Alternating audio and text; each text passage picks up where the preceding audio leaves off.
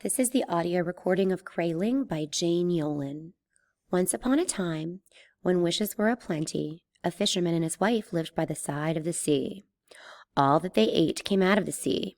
Their hut was covered with the finest mosses that kept them cool in the summer and warm in the winter, and there was nothing they needed or wanted except a child.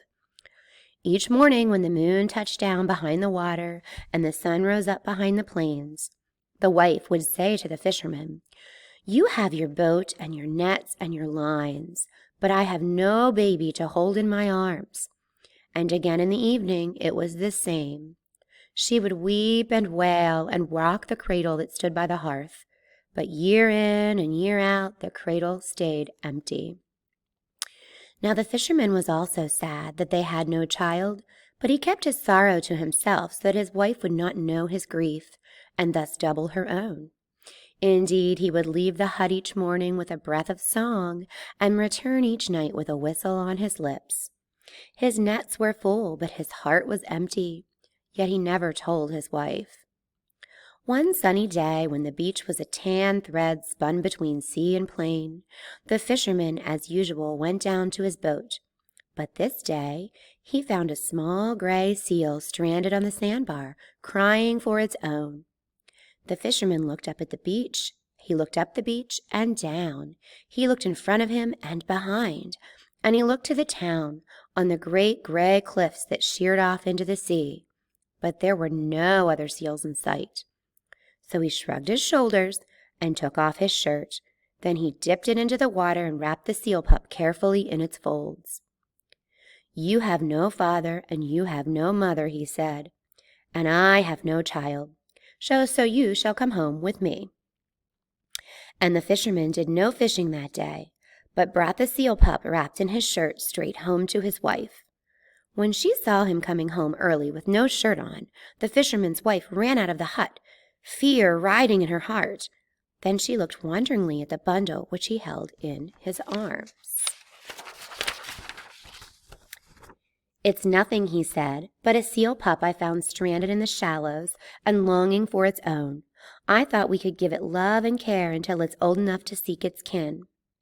The fisherman's wife nodded and took the bundle. Then she uncovered the wrapping and gave a loud cry. "Nothing!" she said. "You call this nothing?" The fisherman looked.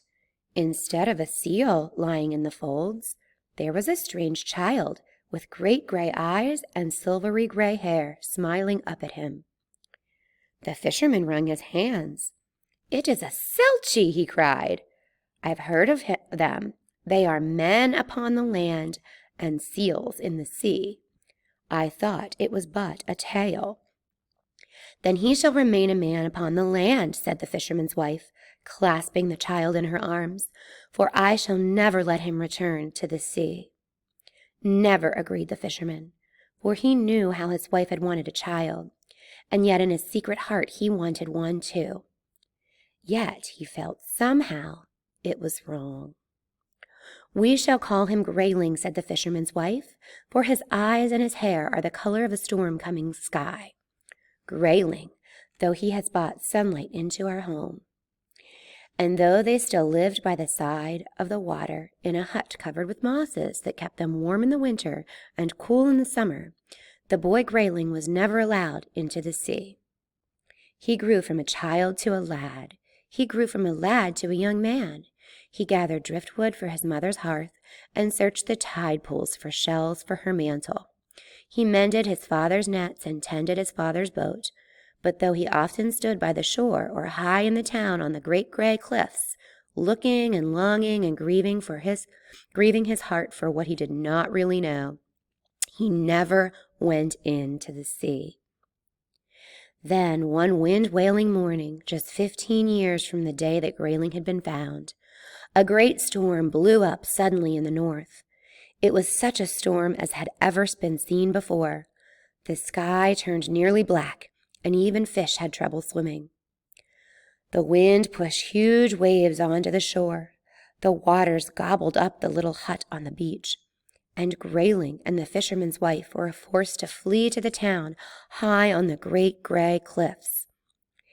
There they looked down at the roiling, boiling sea. Far from shore they spied the fisherman's boat, its sails flapping like the wings of a wounded gull, and clinging to the broken mast was the fisherman himself, sinking deeper with every wave. The fisherman's wife gave a terrible cry. "Will no one save him?" she called to the people of the town, who had gathered on the edge of the cliff. "Will no one save my own dear husband, who was all of life to me?" But the townsmen looked away. There was no man there who dared risk his life in that sea, even to save a drowning soul. "Will no one at all save him?" she cried out again. "Let the boy go," said one old man, pointing at Greyling with his stick. "He looks strong enough." But the fisherman's wife clasped Greyling in her arms and held his ears with her hands. She did not want him to go into the sea. She was afraid he would never return. "Will no one save my own dear heart?" cried the fisherman's wife for the third and last time. But shaking their heads, the people of the town edged to their houses and shut their doors and locked their windows and set their backs to the ocean and their faces to the fires that glowed in every hearth. "I will save him, mother," cried Greyling, "or die as I try." And before she could tell him no, he broke from her grasp and dived from the top of the great cliffs, down, down, down into the tumbling sea. "He will surely sink," whispered the women as they ran from their warm fires to watch. "He will certainly drown," called the men as they took down their spyglasses from the shelves. They gathered on the cliffs and watched the boy dive down into the sea. As Greyling disappeared beneath the waves, little fingers of foam tore at his clothes. They snatched his shirt and his pants and his shoes and sent them bubbling away to the shore.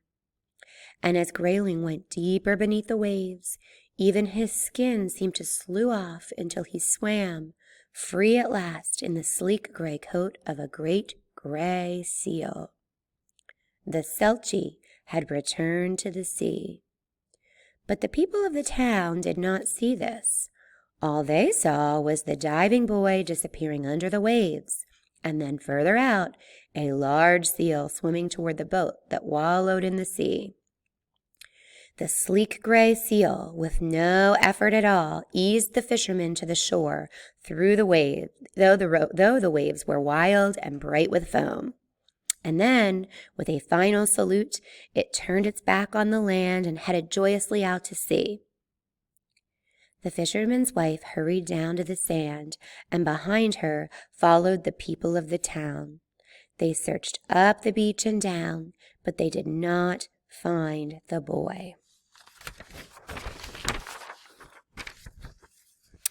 "A brave son," said the men when they found his shirt, for they thought he was certainly drowned.